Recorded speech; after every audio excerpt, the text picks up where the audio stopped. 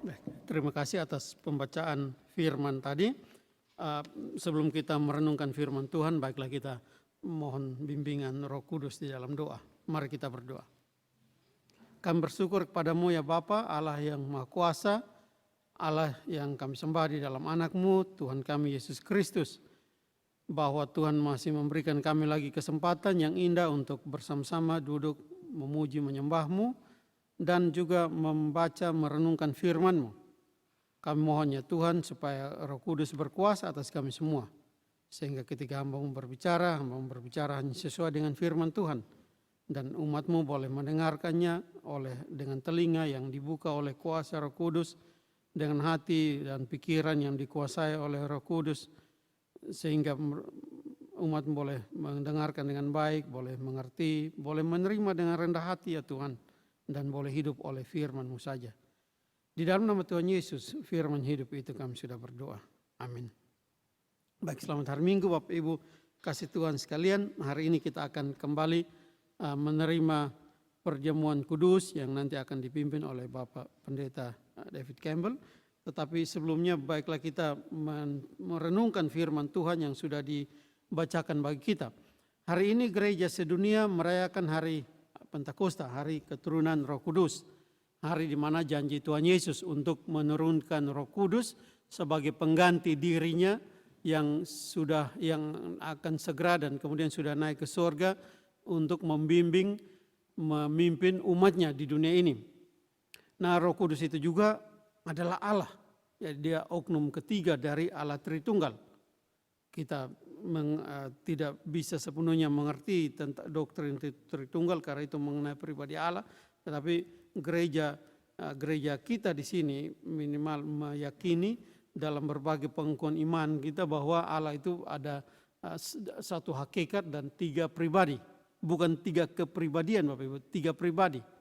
Ya, tiga pribadi dalam satu hakikat, sehingga disebut Allah Tritunggal. Dan tiga pribadi itu, pribadi yang ketiga adalah Roh Kudus.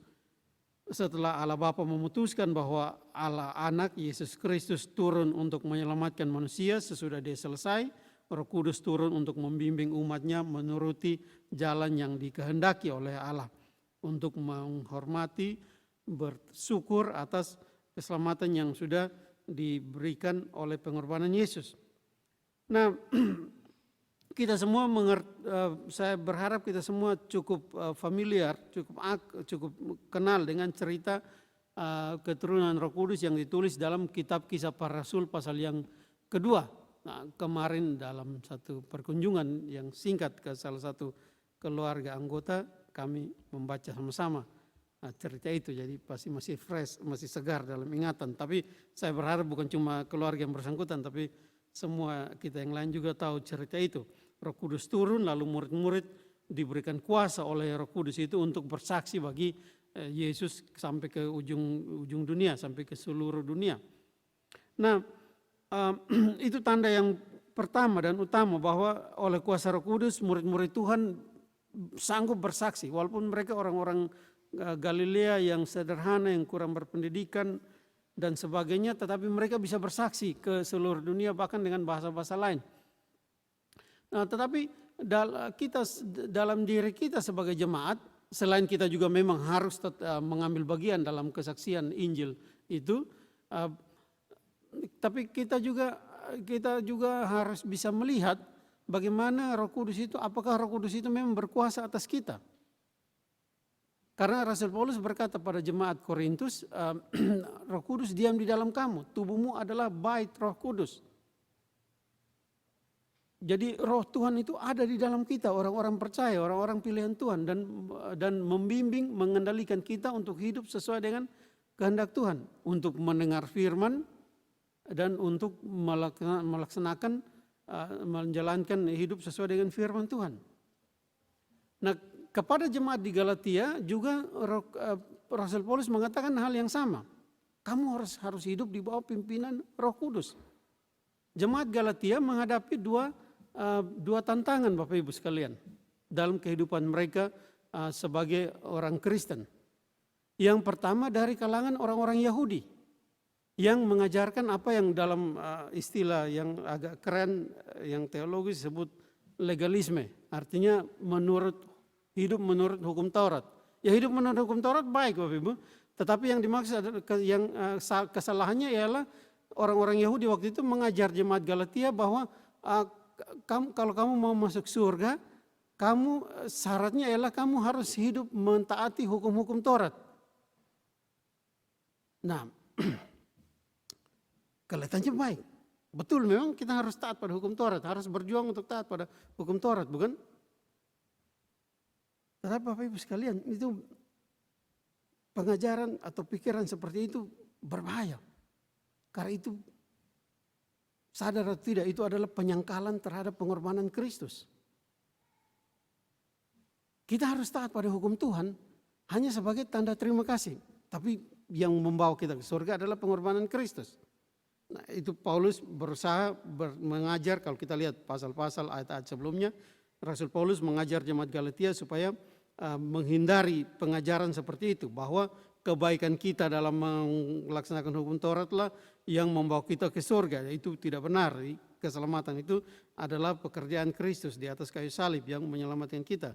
Kita mentaati hukum Taurat hanya berjuang mentaati hukum Taurat hanya untuk sebagai tanda syukur atas keselamatan itu. Nah, bahaya yang kedua datang dari kaum yang waktu itu disebut kaum libertini. Orang-orang yang mengajarkan kebebasan. Jadi ya tidak usah peduli dengan agama, tidak usah peduli hal-hal yang lain, hidup bersenang-senang saja.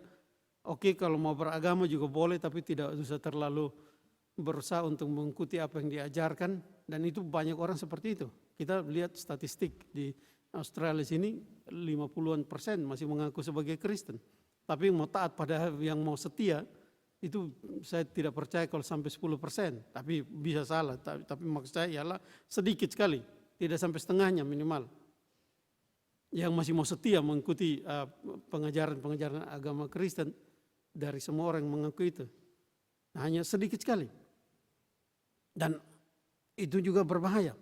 Paulus mengatakan pada jemaat di Galatia, kamu sudah merdeka. Artinya merdeka dari kewajiban lama yang ditekankan oleh orang-orang pemimpin-pemimpin agama Yahudi, khususnya orang-orang Farisi yang mengatakan harus laksanakan hukum Taurat ini, dan begitu mendetail, dibuat berlebih-lebihan sehingga sulit sekali. Dan katanya kalau tidak laksanakan itu kamu masuk neraka. Paulus bilang kamu bebas dari itu. Sebab apa? Sebab Kristus yang sudah mengalami neraka di atas kayu salib untuk kamu, sehingga kamu sudah diselamatkan. Tapi Paulus ingatkan jemaat akan bahaya pengajaran orang libertini di dalam bagian lebih awal dari bacaan kita tadi. Hati-hati, jangan gunakan kemerdekaan itu untuk berbuat sesukanya, berbuat dosa sesukanya. Sebab apa? Dan itu bisa jadi pertanyaan kita, dan memang masih jadi pertanyaan banyak orang pada masa kini. Kalau saya sudah diselamatkan hanya karena anugerah Kristus, berarti kan saya bebas mau buat apa saja, sudah tidak masalah lagi kan? Paulus bilang tidak begitu. Semua orang yang Kristus selamatkan diberikan Roh Kudus untuk memimpin mereka. Dan itu akan nyata dari hidup tiap hari. Apakah kita dipimpin oleh Roh atau tidak? Tidak berarti kita tidak pernah berbuat dosa lagi seumur hidup kita. Itu tidak ada manusia yang seperti itu. Tetapi minimal yang pertama ialah kita semua dosa yang kita buat kita akui sebagai dosa. Dan tentu kita bertobat, kita menyesali dan bertobat atas semua itu. Kita tidak buat alasan.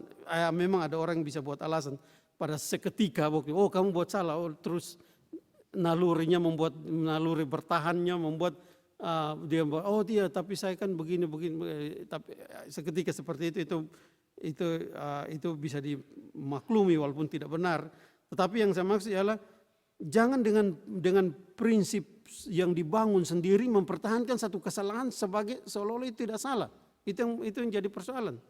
Dan saya tidak ragu-ragu mengatakan sekarang di Australia sini ada gereja yang mengatakan yang dosa itu tidak dosa. Dan itu bahaya, itu tidak dipimpin oleh Roh Kudus. Maksudnya ialah, dan itu gereja, apalagi pribadi-pribadi.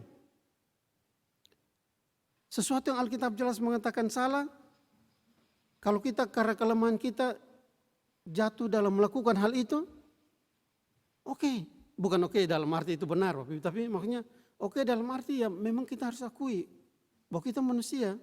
Tidak selain Yesus, semua manusia yang lain sepanjang zaman itu berbuat dosa. Hanya Yesus satu-satunya waktu dia jadi manusia dia tidak buat dosa. Kita yang lain jangan pernah memikirkan diri kita terlalu baik sehingga waktu jatuh dalam satu kesalahan lalu sulit mengakuinya lalu mulai membangun argumen untuk membenarkan. Kita harus akui kalau kita yang membedakan kita dengan orang yang tidak percaya itu bukan orang tidak percaya tidak berbuat dosa dan kita yang percaya tidak pernah berbuat dosa, tidak, itu Alkitab tidak mengajar begitu. Alkitab mengajar bahwa kita dan semua orang yang tidak percaya sama-sama orang berdosa.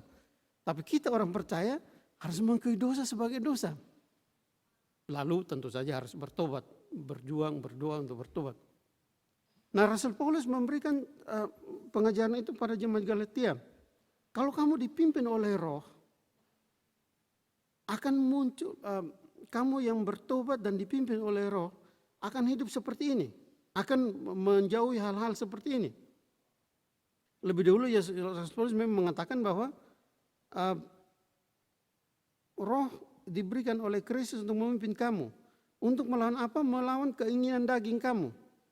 Nah, keinginan daging ini banyak orang menerjemahkan seolah-olah itu keinginan pribadi yang bebas. Tapi sebenarnya Alkitab menjelaskan bahwa itu karena kita dikuasai oleh kuasa jahat, kuasa iblis. Sehingga kita menerjemahkan kehendak iblis di dalam diri kita sebagai kehendak pribadi, kehendak bebas kita. Bukan, itu bukan kehendak bebas. Itu tandanya kita dipenjara oleh iblis.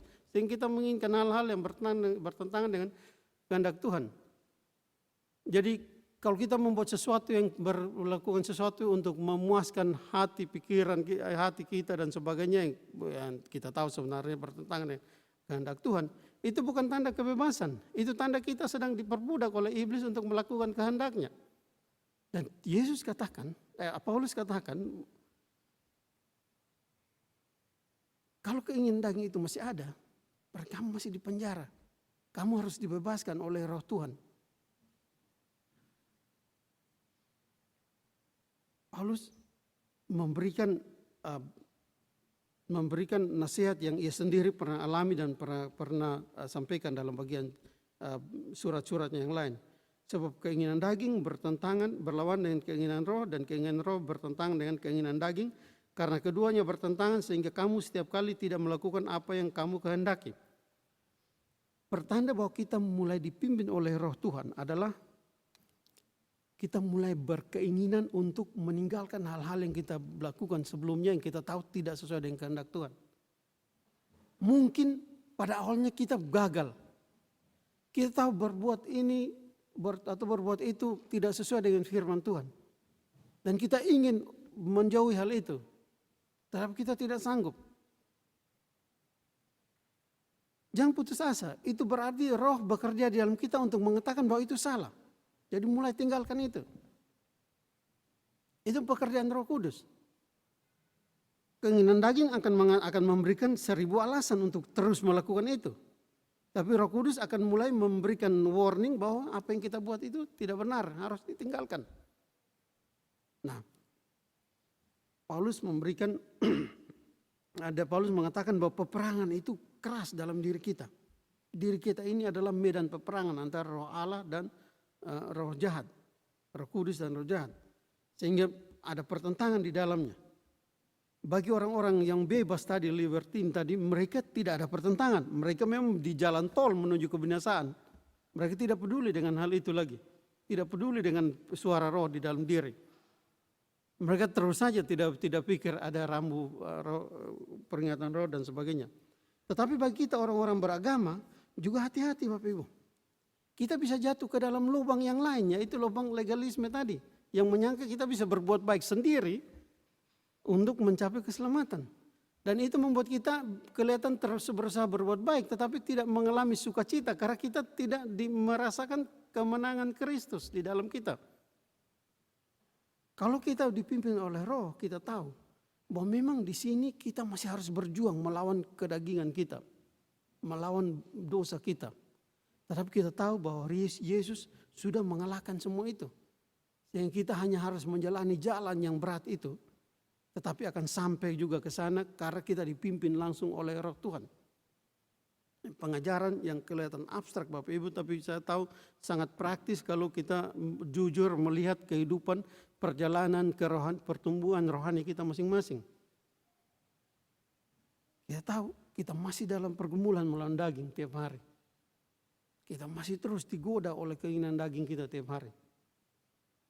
Baik keinginan daging yang menuju ke kiri,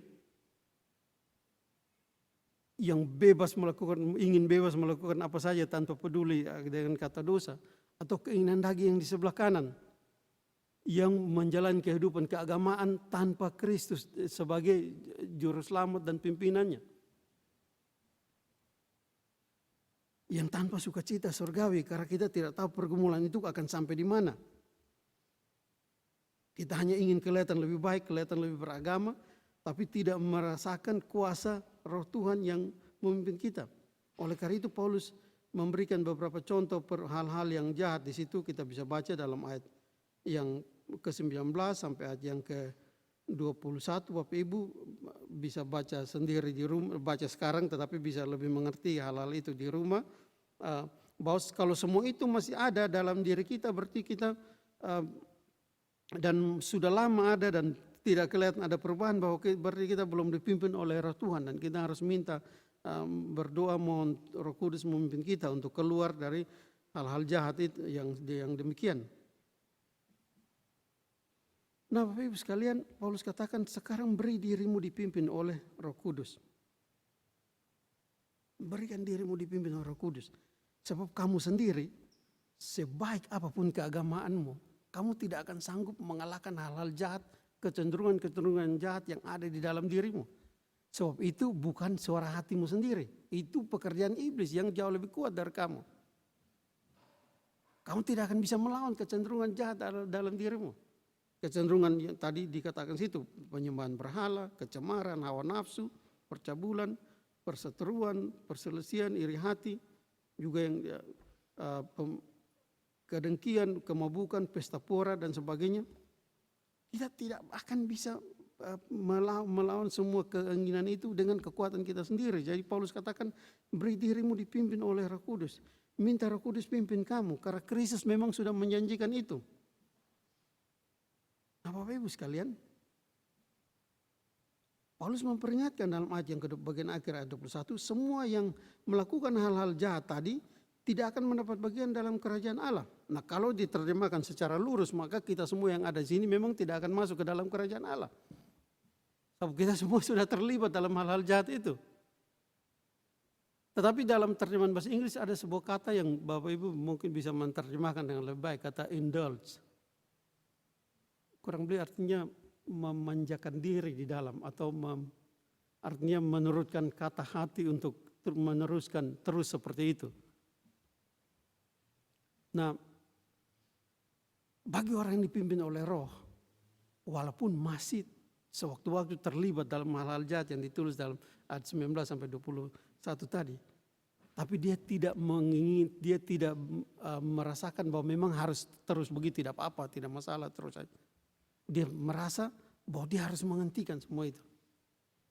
Dan Roh akan membantu, menguatkan untuk itu. Lalu Paulus menulis tentang hal-hal yang menjadi tanda kalau kita ini sudah dipimpin oleh Roh Kudus. Ayat 22 dan seterusnya. Kasih, sukacita, damai sejahtera, kesabaran, kemurahan, kebaikan, kesetiaan, kelemah lembutan, penguasaan diri. Kalau mau jelaskan ini semua tentu sangat panjang, kita tidak punya waktu. Tetapi kita mencatat saja ya bahwa hal pertama yang Paulus sebut di situ adalah kasih. Paulus mengajar jemaat di Korintus dalam ayat bacaan yang sangat terkenal, 1 Korintus 13.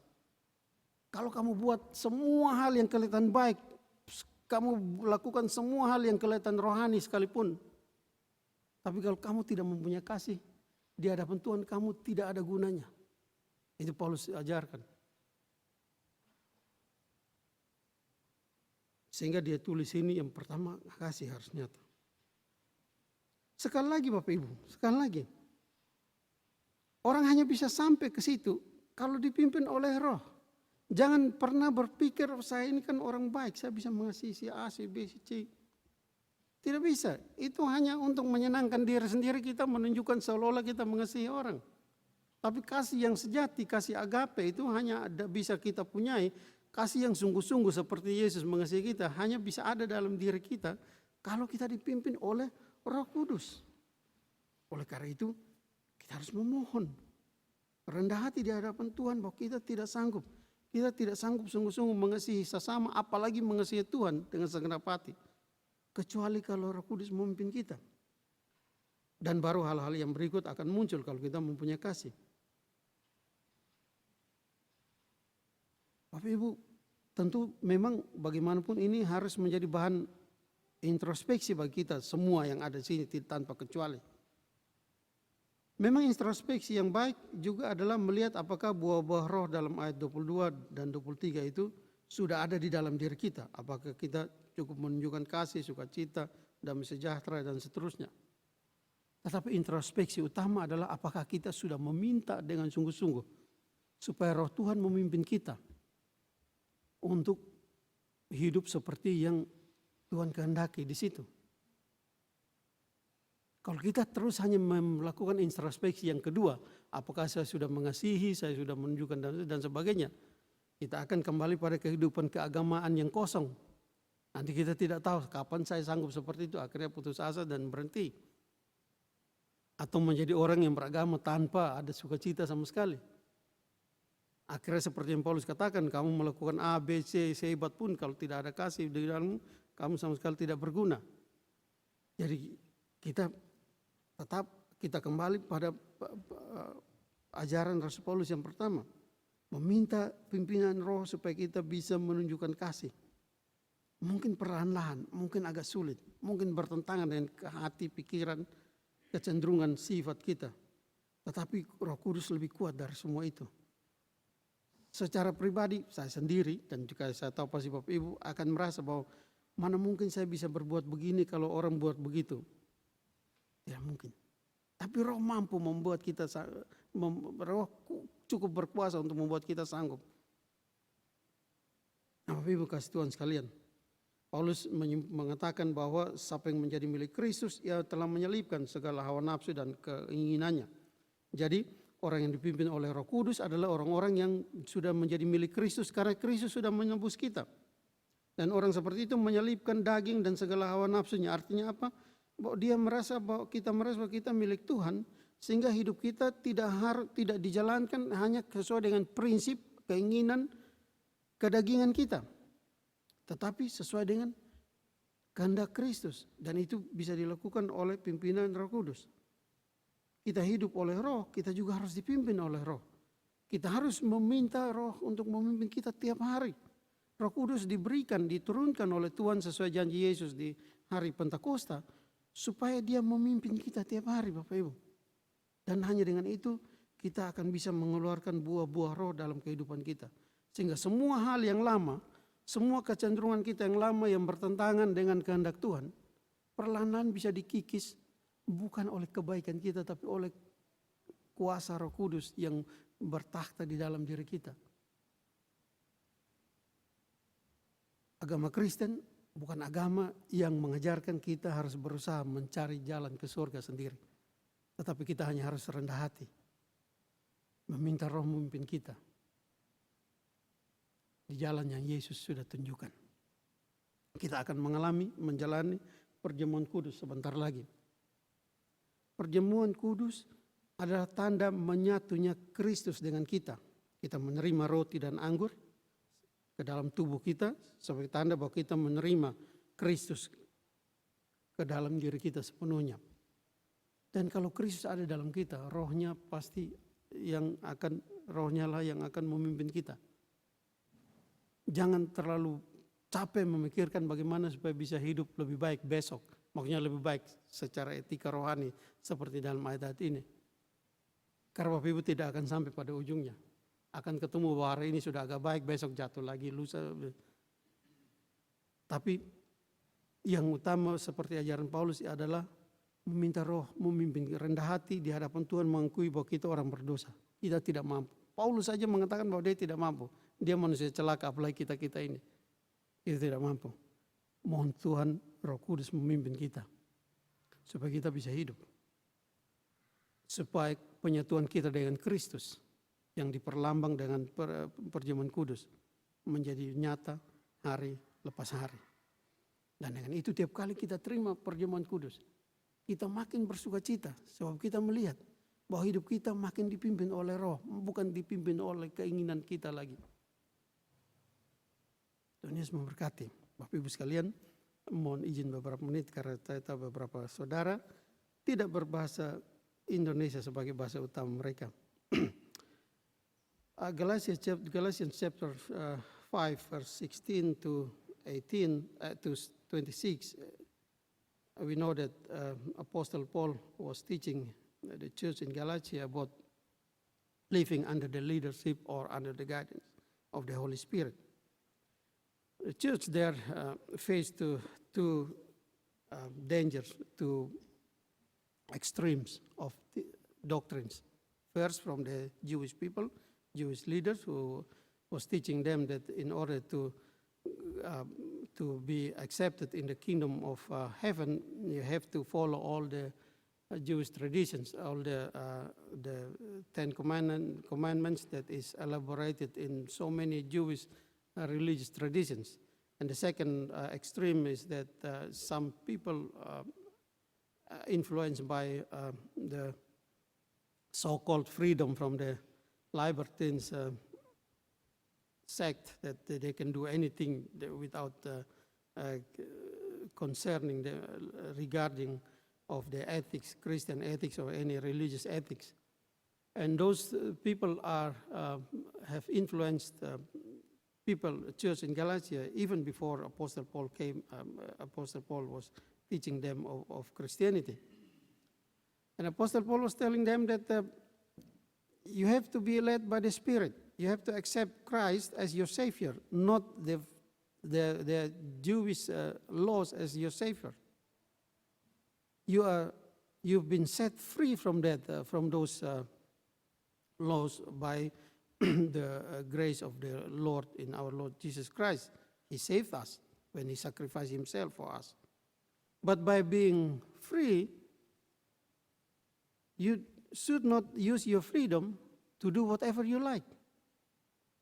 You're going to fall into another extreme, which is also against God's law or what God wants you to, how God wants you to live. So the only solution is to let yourself, humble yourself, to be led by the Holy Spirit. He's going to lead you.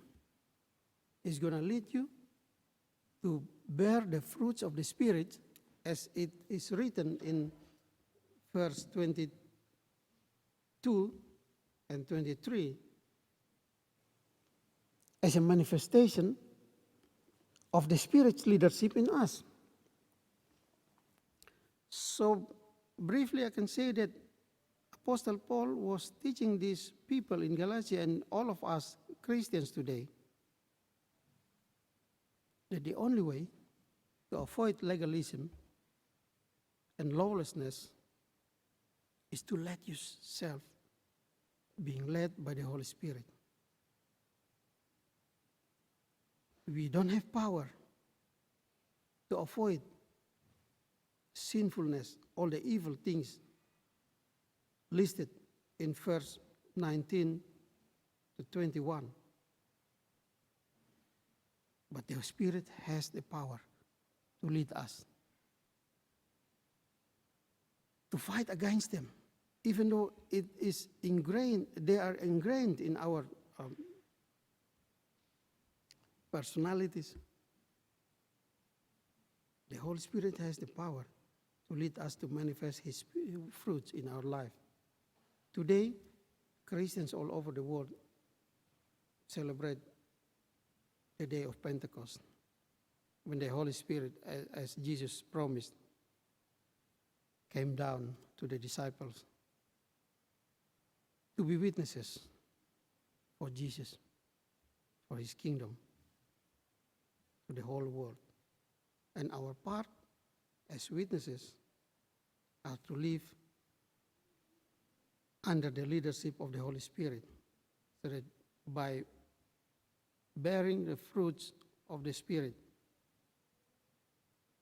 we testify to the world that we belong to Him. And as we're going to participate in Holy Communion today, Holy Communion signify our union with Christ.